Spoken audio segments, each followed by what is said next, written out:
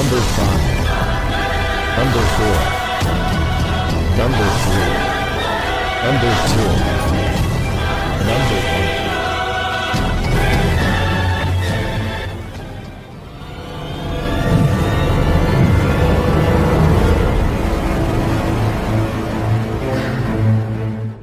Pakar dan spesialis ilmu vibrasi antara diri Tuhan dan alam semesta, ilmu metafisika modern, ilmu kebatinan, ilmu pusaka dan benda bertuah. Update video terbaru dengan mengklik gratis, subscribe dan lonceng notifikasi gratis, dan selamat menikmati.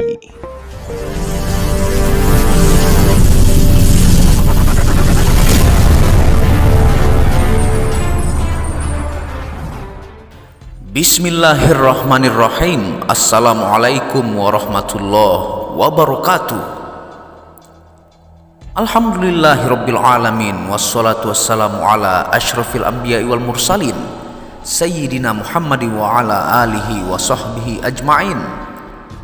Rabbi shrahli sadri wa yassirli amri wahlul 'uqdatam min lisani yafqahu qawli. Alhamdulillah, bersama saya lagi dengan Muhammad Hamdan Al-Ghazali dalam Tauhid Metafisik. Pada kesempatan yang berbahagia ini, kita akan membahas tentang video ketika masjid berlomba bermegah-megah tapi tak ada yang beribadah.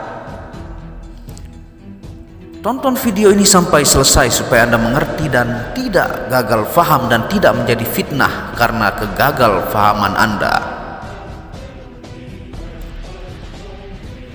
Sebuah kisah yang penuh makna ketika penjaga masjid bermimpi bertemu dengan jin yang terlihat sangat besar dan seram.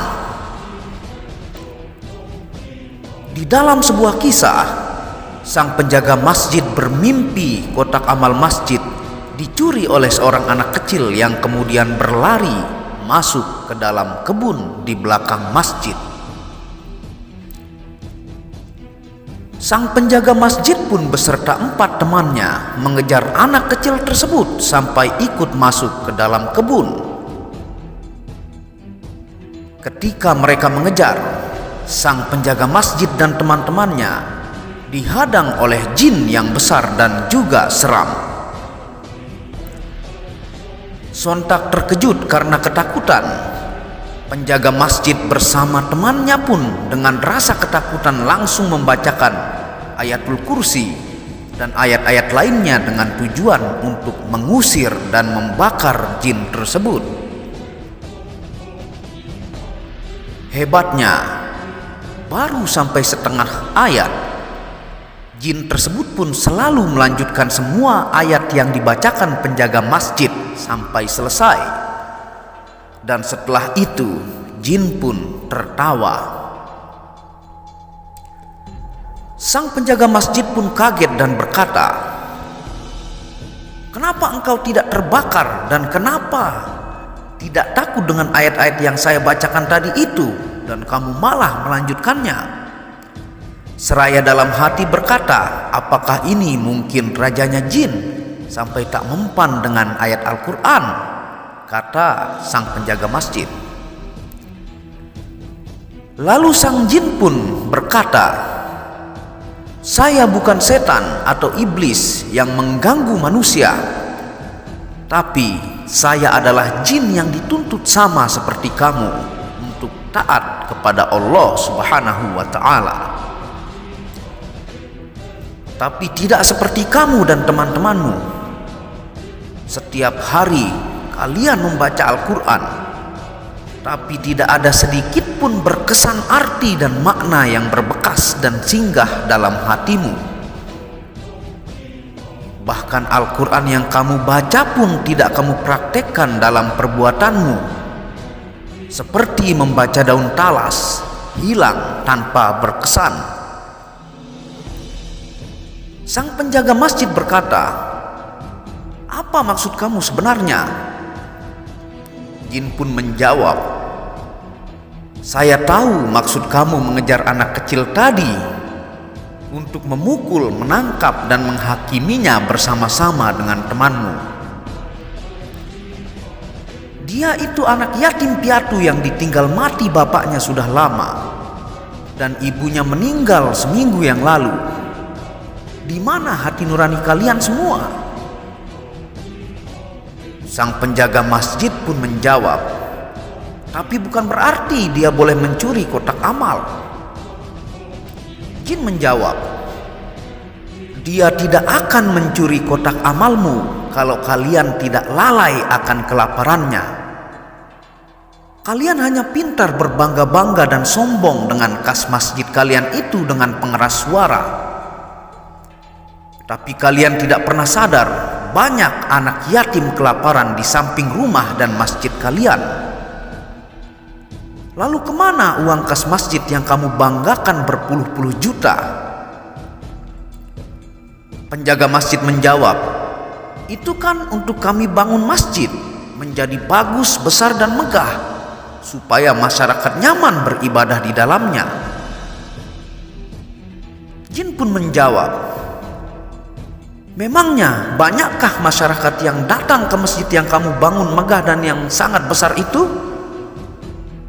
Yang saya lihat setiap harinya hanya kamu-kamu saja dan beberapa orang temanmu itu saja yang datang beribadah.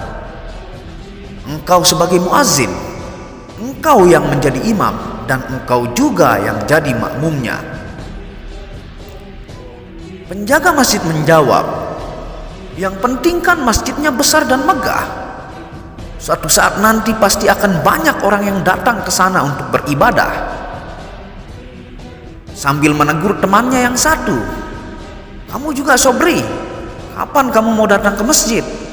Gak pernah kelihatan, pas ngejar-ngejar maling kamu ikutan." Teman penjaga masjid si Sobri menjawab, "Saya sibuk cari nafkah anak istri saya, Pak. Sibuk juga karena banyak teman yang kunjungi rumah saya bersilaturahmi." Penjaga masjid pun menjawab, "Ah, alasan kamu saja. Dari dulu kamu nganggur sampai sekarang kerja pun kamu gak pernah mau ke masjid, padahal di samping rumahmu." Jin menegur, "Hai kalian, tidak salah kalian membangun masjid megah-megah dan besar. Hanya saja kalian lalai membangun manusianya dan umatnya. Lupa mengingatkan masyarakat untuk manfaat sholat berjamaah, mengisi masjid, dan beribadah di dalamnya. Kalau kalian membangun manusianya terlebih dahulu, maka masjid itu pun akan ramai dengan sendirinya. Masjid itu akan terbangun megah dengan sendirinya karena kesadaran umatnya tanpa kalian meminta-minta. Tapi kalau kalian bangun masjidnya bermegah-megah tanpa membangun umatnya terlebih dahulu, maka inilah yang ditakutkan oleh Rasulullah Shallallahu Alaihi Wasallam, di mana masjid itu tinggal besar dan megah bangunannya saja, tapi tidak ada manusia dan umat yang masuk di dalamnya." Penjaga masjid berkata, "Meskipun mereka-mereka yang banyak tidak mau datang ke masjid, tapi masih ada kami yang tua-tua rajin ke masjid." Jin menjawab, "Isi masjid setiap harinya hanya kalian-kalian yang tua dan uzur saja isinya. Kalian dengarkan baik-baik. Kalau tidak ada anak-anak kecil yang mengaji di dalam masjid itu, kalau tidak ada anak-anak muda yang azan di masjid itu pertanda masa depan suram akan terjadi di masjid itu, kosong tiada isi."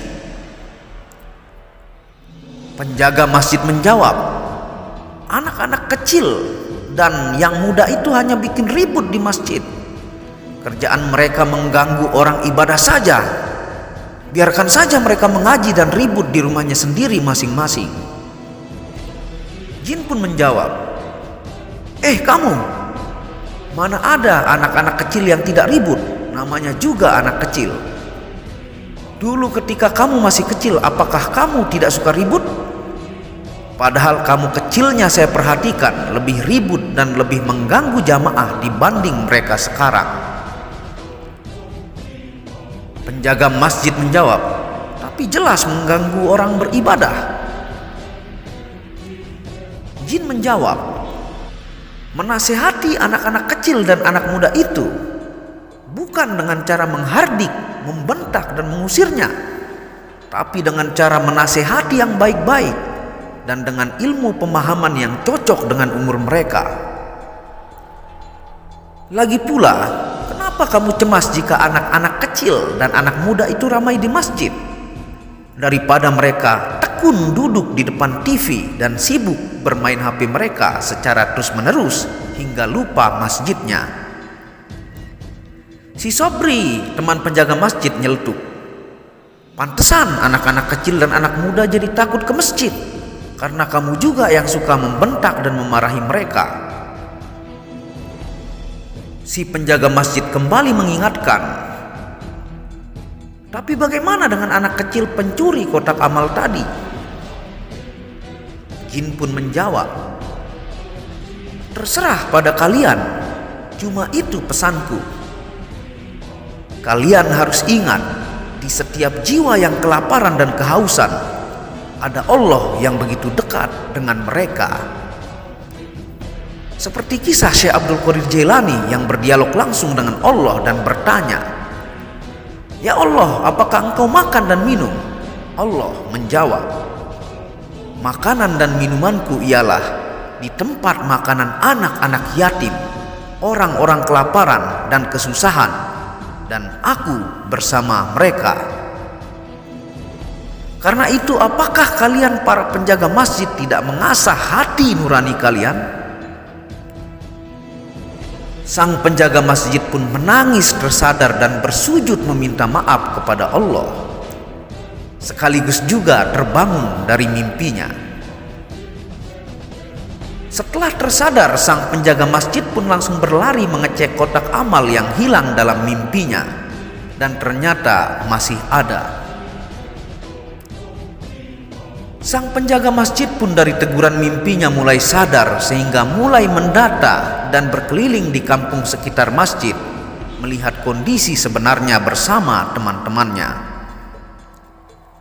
Di sebuah rumah kecil, gubuk yang terbuat dari pagar bambu, dia dan temannya menemukan dua anak yatim yang sangat kurus, sakit, dan mengeluh kelaparan. Sang penjaga masjid pun menangis tiada henti dan tertunduk meminta maaf kepada Allah Subhanahu wa Ta'ala. Sang penjaga masjid pun akhirnya membuat program rutin untuk menggunakan sebagian kas masjid untuk membeli beras dan sembako untuk anak yatim piatu atau orang yang kelaparan di sekitar tempat itu.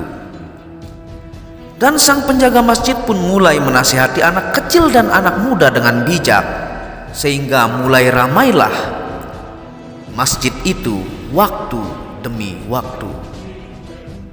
Wallahu a'lamu bishawab. Terima kasih sudah menonton video Muhammad Hamdan Al-Ghazali ini. Semoga menjadi pelajaran berharga untuk saya pribadi dan teman-teman yang menonton channel ini. Dan semoga menjadi pengingat untuk kita semua untuk selalu meramaikan masjid. Jangan megahnya saja, tapi isinya tidak ada. Dan terima kasih sudah menonton video Muhammad Hamdan Al-Ghazali ini. Dukung terus channel ini untuk mengembangkan dengan mengklik lambang merah subscribe gratis dan lonceng notifikasi gratis, tidak ada ruginya.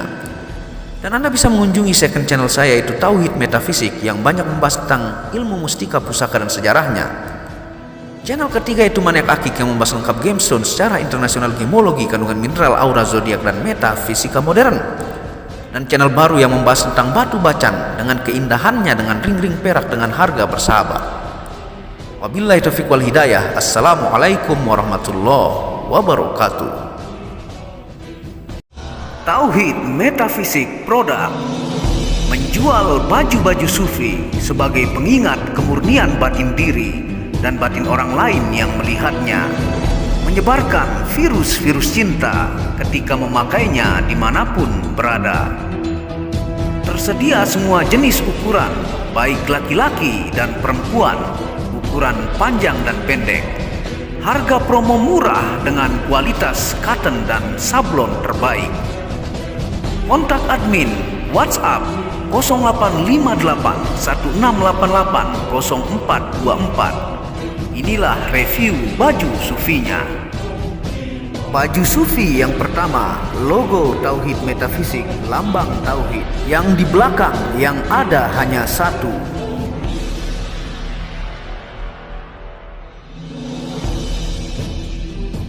Baju sufi yang kedua, aku lebih memilih menjadi orang murni. Logo di belakang baju adalah Tauhid Metafisik. Baju sufi yang ketiga, ketika hawa nafsu takluk maka damailah dunia. Tulisan di belakang adalah logo Tauhid Metafisik.